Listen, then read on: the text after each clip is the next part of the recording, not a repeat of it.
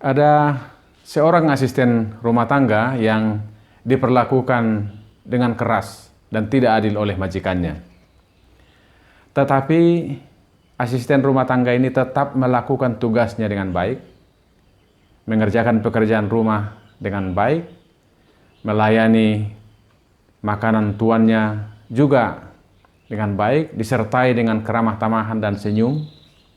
Melihat semua tindakan dan juga keramah tamahan asisten rumah tangga ini, sang majikan berembuk dengan istrinya dan berkata bagaimana dia sangat-sangat terkesan dengan keramah tamahan pembantu rumah tangganya. Padahal mereka ini memperlakukan asisten rumah tangga ini dengan sangat keras. Jam makannya juga sering kali tertunda, baru bisa mendapat makanan 2:30. Kata-kata kasar yang dilontarkan kepada asisten rumah tangga ini juga malah pernah istri majikan ini melengketkan setrika yang panas ke punggung sang asisten dan membekas lukanya. Suatu saat dengan melihat kenyataan ini, pada akhirnya mereka memanggil asisten rumah tangganya atau pembantunya dan menyampaikan bagaimana mereka sangat-sangat terkesan dengan kebaikan, padahal mereka memperlakukan asisten rumah tangga ini dengan sangat keras. Dan pada saat itu mereka berjanji dan majikan berkata, setelah melihat kebaikan hatimu, keramah tamahanmu, kami meminta maaf atas segala perlakuan kasar yang kami lakukan. Dan mulai hari ini kami berjanji, tidak akan menyakiti hatimu lagi, tidak akan melakukan kekerasan lagi kepadamu. Apa yang terjadi, saudaraku? Majikan ini sangat-sangat terkejut mendengar pengakuan pembantu atau asisten rumah tangga itu. Karena asisten rumah tangga ini berkata, kalau bapak dan ibu berjanji tidak akan melukai perasaan saya, tidak akan melakukan kekerasan lagi kepada saya pun berjanji hari ini tidak akan meludahi makanan bapak ibu ke depan. Apa yang terjadi? Ternyata di tengah-tengah kegalauan, di tengah-tengah situasi menyimpan kebencian dan sakit hati asisten rumah tangga ini kepada majikannya, ketika dia memasak makanan tuannya di dapur, dia mengumpulkan ludahnya di mulutnya dan menumpahkannya ke dalam makanan tuannya. Jadi bisa dikatakan ketika dia menyajikan makanan ini kepada tuannya dengan senyum, dalam hati dia berkata, silakan nikmati tuan makanan ini. Ada bumbu khusus di dalamnya. Saudaraku, betapapun kita ini mungkin diperlakukan tidak adil. Mungkin kita diperlakukan dengan keras.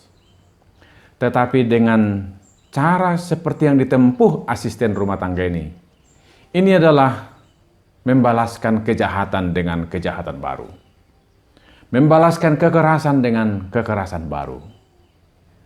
Dan pada saat ini kita mendengarkan firman Tuhan dari Kolose 3 ayat 22 sampai ayat 25 yang merupakan lanjutan dari firman Tuhan lebih dari 1 bulan yang lalu tentang hubungan antara orang tua dan anak, suami istri, dan juga anak kepada orang tua. Di dalam firman Tuhan ini kita mendengar tentang hamba. Yang dimaksud dengan hamba dalam kitab-kitab Perjanjian Baru adalah budak, seorang yang dimiliki dan dikuasai oleh orang lain. Pada masa Yesus, hampir sepertiga penduduk Kekaisaran Romawi adalah budak. Dan hingga masa Rasul Paulus pun keadaannya kurang lebih seperti itu. Pada masa Rasul Paulus, budak merupakan kelas terendah dalam struktur Kekaisaran Romawi. Budak secara resmi diperjualbelikan. Mereka boleh dipukul, mereka boleh disakiti, mereka boleh disiksa seturut kemauan pemiliknya. Dan sebagian besar budak bekerja sebagai pelayan di rumah orang-orang kaya. Mereka bertugas melakukan berbagai macam pekerjaan rumah tangga. Tetapi ada juga di antara mereka yang lebih terdidik dari tuannya, sehingga bertugas sebagai guru bagi anak-anak majikannya. Jadi sesungguhnya peranan para hamba ini sangat penting dalam urusan rumah tangga, berkaitan dengan intelektual, berkaitan dengan karakter, dan sebagainya.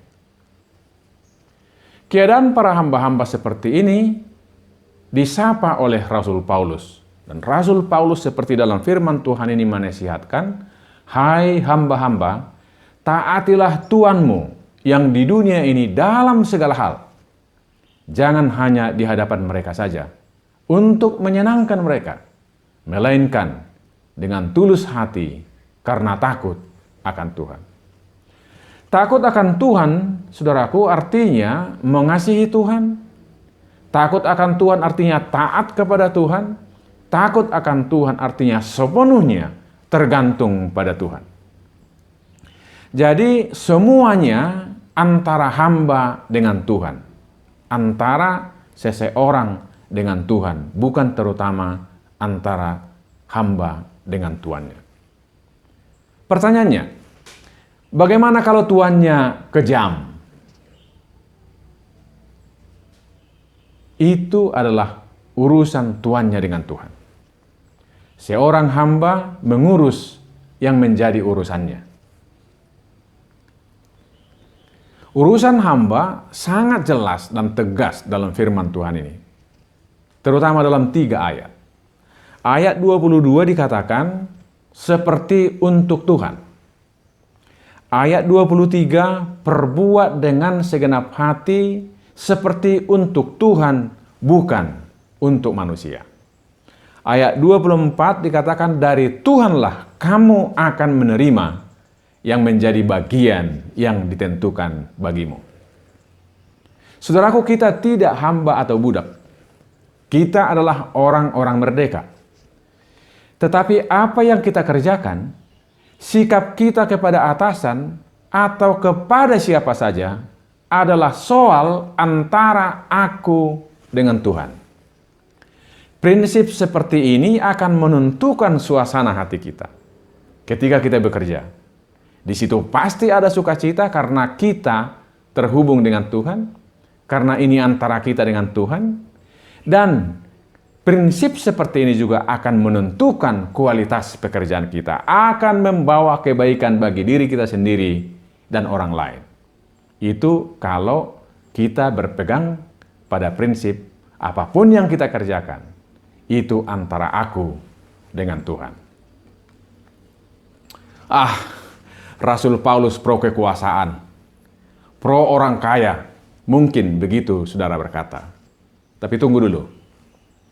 Dalam pasal 4 ayat 1 dikatakan, hai tuan-tuan, berlakulah adil dan jujur terhadap hambamu. Ingatlah kamu juga mempunyai Tuan di sorga. Di sini adil maksudnya supaya tuan-tuan memperlakukan hambanya sebagai manusia, bukan sebagai alat atau mesin atau binatang. Tetapi hamba ini adalah manusia yang berharga, berharkat, adalah gambar Allah. Tuhan adalah pemiliknya yang membelanya. Itu adil. Juga dikatakan jujur, artinya akui kebaikannya, akui jasa-jasa baiknya, berikan apa yang menjadi haknya. Itulah perlakuan jujur Tuhan kepada hambanya. Tetapi lebih dari itu, yang terutama, bagaimana sikap perlakuan Tuhan kepada hambanya dalam pasal 4 ayat 1 ini, kamu juga mempunyai Tuan di sorga. Tuhan yang peduli dan mengasihi, yang hidupmu sepenuhnya tergantung padanya. Inilah titik berangkat karena seseorang punya Tuhan, yaitu Tuhan di sorga. Dari sinilah mengalir sikap yang seharusnya bagi orang ke siapapun kita berhubungan. Pernah seorang pemilik rumah yang bepergian ke luar kota, sepulangnya ke rumah, Yang dia tanya pertama-tama adalah, bagaimana anjing saya? Bagaimana keadaan burung peliharaan saya? Bukan menanyakan bagaimana kabar pembantunya. Apakah dia sehat? Apakah dia sukacita? Apakah dia baik-baik saja? Seharusnya sapa dulu pembantu saudara. Apakah dia sehat? Apakah keadaannya baik-baik saja? Akhirnya saudaraku, firman Tuhan dan juga apa yang kita bicarakan tadi mengingatkan kita sesungguhnya pada firman Tuhan sebagaimana dalam Matius pasal 7 ayat 12. Di situ dikatakan, segala sesuatu yang kamu kehendaki supaya orang perbuat kepadamu, perbuatlah demikian juga kepada mereka. Kita menghendaki supaya orang lain memperlakukan kita dengan baik. Tugas kitalah memperlakukan orang lain dengan baik. Kita mengharapkan orang lain berlaku adil kepada kita, bertindak jujur kepada kita. Tugas kitalah untuk berlaku adil dan bertindak jujur kepada orang lain. Semuanya karena antara aku dengan Tuhan. Hidup kita akan lebih baik. Persekutuan kita, hubungan kita dengan orang lain akan lebih baik. Keluarga kita akan lebih baik. Dan dunia ini, sedikitnya dunia di sekitar kita, akan lebih baik. Karena kita lakukan dalam hubungan kita dengan Tuhan yang Maha Baik. Tuhan memberkati saudaraku, dimanapun saudara berada. Amin.